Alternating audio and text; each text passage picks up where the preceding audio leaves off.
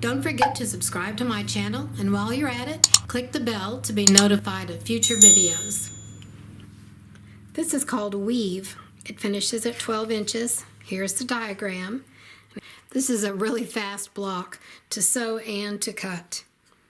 It's only squares and rectangles.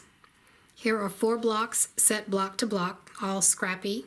This is a 2x2 grid. We have a unit that's 2 squares and a rectangle, and each of these units finish at 6 inches. Here are the cutting diagrams. Here's the 3-inch square, patch A, and patch B is the 3x6 inch finished rectangle. Here are the cutting instructions for each of the fabrics. And we're simply going to sew together a background A patch to an accent A patch. We'll have 4 of these. Then we'll look at the diagram up here, and we'll sew a B patch to each one of the units from step 1.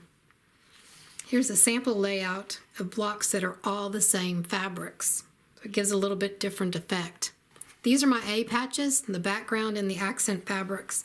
We're just going to take each one of these and sew them together like this. Press the seams open or to one side, whichever you prefer. The A patches are sewn together. Now we look at the diagram for the fabric placement, and then we'll match these A patches like this. I'm looking at this one in the corner. So there's a background, a green, and a yellow. So here's my background green, and then the yellow goes down here. And sew this together. And do the same thing with all these others. So this goes like this, and this is the green. Just follow the diagram to see which colors go together. Sew all the B patches to all of the step 1 units. Now we'll still keep looking at the diagram and lay these patches out like the diagram.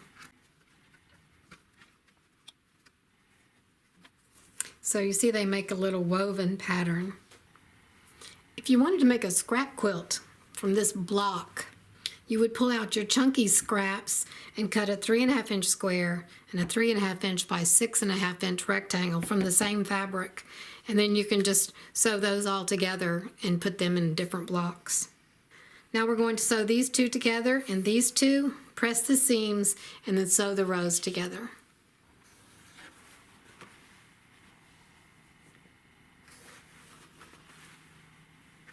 Thank you for watching. Don't forget to subscribe to my channel, and while you're at it, click the bell to be notified of future videos.